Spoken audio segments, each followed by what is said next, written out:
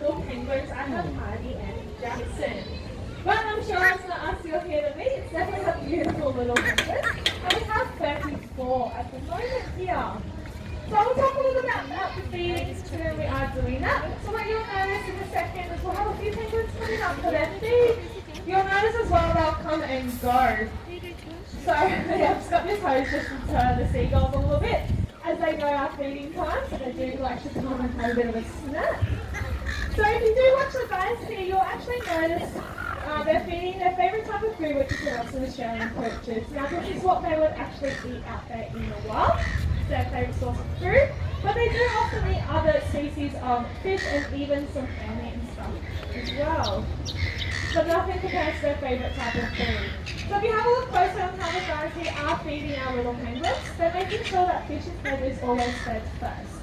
Now this is because the way the spines are spiked in the fish, if they were to eat it tail first, they could actually get lodged in their throat and cause a little bit of damage. But this is how they'll naturally eat out in the wild. In a couple of minutes as well, in time, the guys will move to the water and feed our penguins in there. And you'll notice even if they grab that fish on with the tail, they'll flip it around and pop it head first. Now, what the guys are doing as well is making sure they're sighting every single penguin. We do this every single morning, and they're noting down if they have eaten or not. You'll notice Jackson here has a tray in front of him, which is a bit smaller. He's actually giving out vitamin fish. So because we receive our fish frozen, they lose all their nutrients. So just like us, how we have our vitamins if we don't eat certain things, to replace that, that's what we're doing with our little penguins. So you will notice Jackson there is feeding those out. Now, you're probably wondering how we can tell our penguins apart, and that is by their bands around those wings.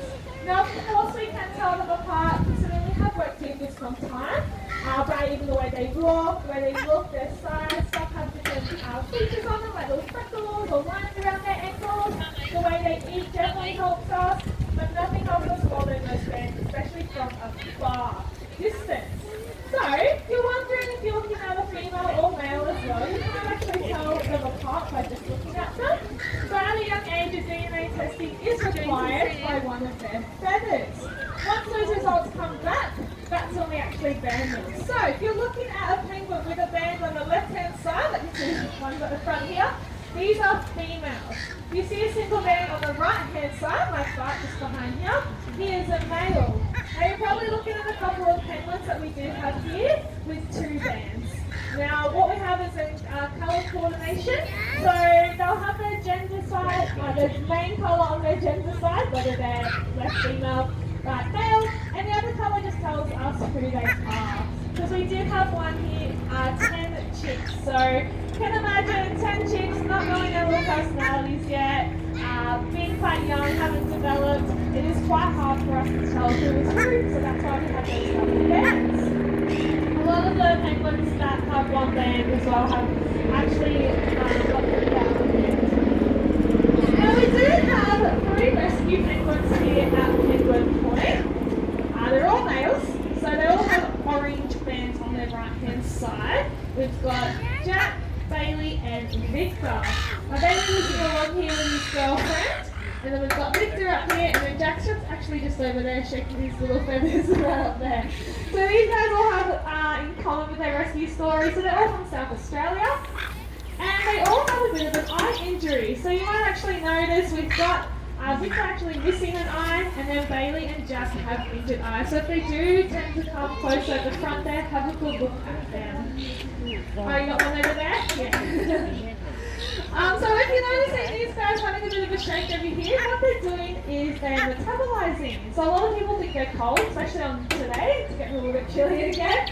They are not cold. They're just kickstarting that metabolism. So all penguins have a very fast metabolism.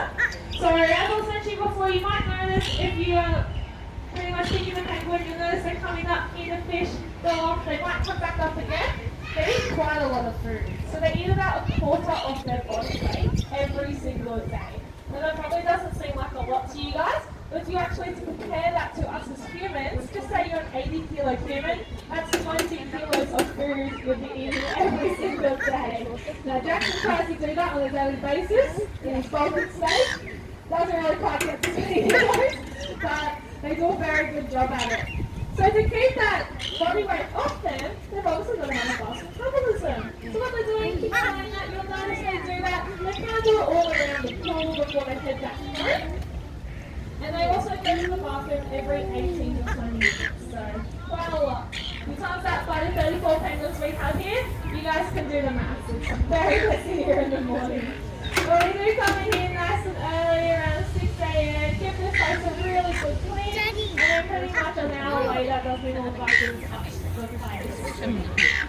So, if you look over here, you'll notice we've got 30 burrows. And then we've got a couple of logs as well that some of our penguins like to use as more of a natural burrow. So right now it is breeding season. Generally speaking, it runs from July to March. How that works is the males actually need to impress the females by building and nesting in the burrows. So what actually happens is we bring out grasses. They use anything from the plants as well. So they'll use leaves, different grasses, sometimes even like a softer sticks, anything of that type of natural material that they can find. Then they'll build their nest, and that's when the females go around and investigate who they want to mate with. Now we do have a couple of penguins here that like to stay together a few years in a row.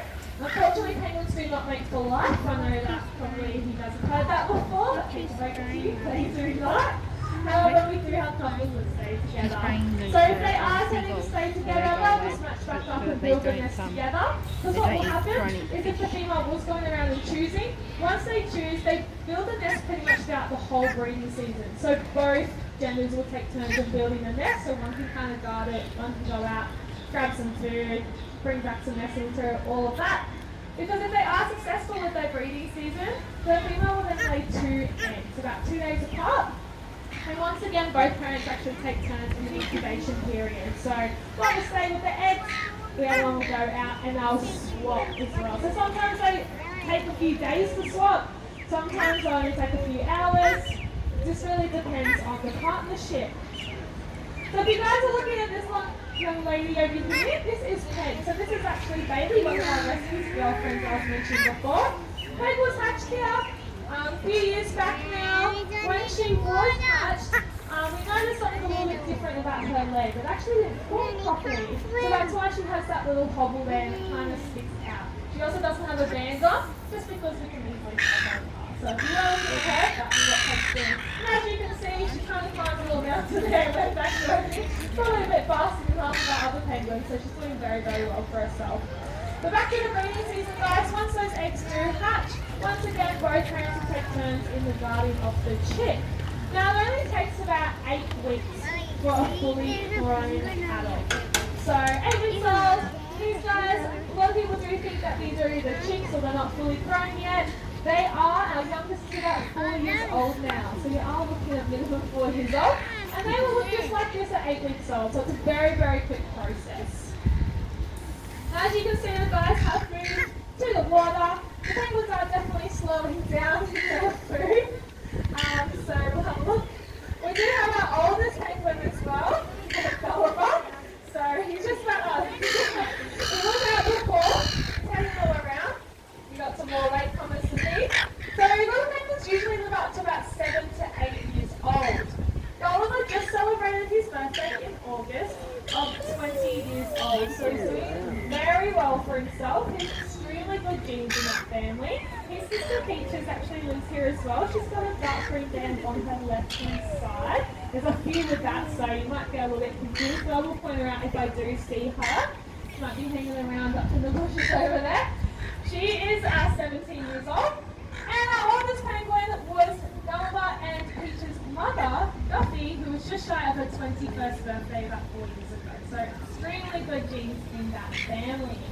We did have another rescue penguin here by the name of Jules. Now, he had an estimated age of course as he was a rescue, and he was sitting around about 18 years old as well. Unfortunately, he did pass away last year due to his old age. But he was actually one of the local penguins. So he was found down at Byron Bay by a diver in 2005. He had fishing lines so tightly wrapped around his right wing, it actually cut off circulation. So I'm not sure if you guys have ever been here before, but you would have noticed one penguin that had half of a right wing. So unfortunately he wasn't redeemed released to back up. Oh, here's Peaches.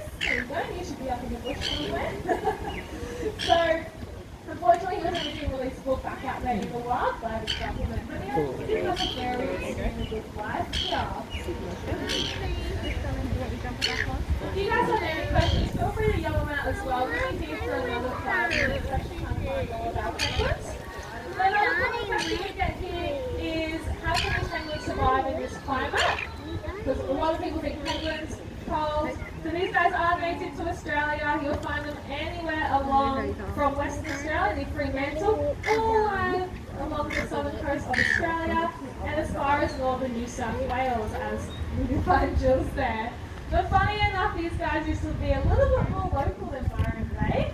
They actually used to have a colony just off South Stradbroke Island. So of course, us as humans like to build all of our houses and high-rises and all of that along the waterfront. So unfortunately, we push them further and further south. So that's why unfortunately you will not see them up here in the northern side anymore. But I might leave it at that, guys. It looks like the penguins are pretty much finished up. Several Peaches is making her way down. She'll probably go for a bit of a jump instead of using the steps. I say that now, she'll use the steps, hopefully. There we go. She's not too sure. So you can feel free to hang around watch these guys feed. Otherwise, the next show is the dolphin show. It's just straight down here to your right. Looks like there's a line for the stadium. It should open up about half an hour before. So feel free to head on over there. Otherwise, feel free to ask any questions. But on behalf of myself and the rest of the animal care team here this morning, we hope you enjoy the rest of your day here at Seaworld.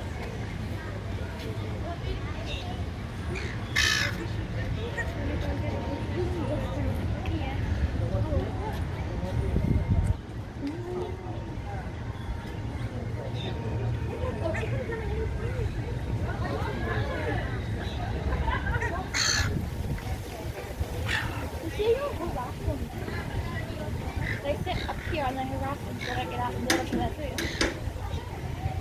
That's so cute though.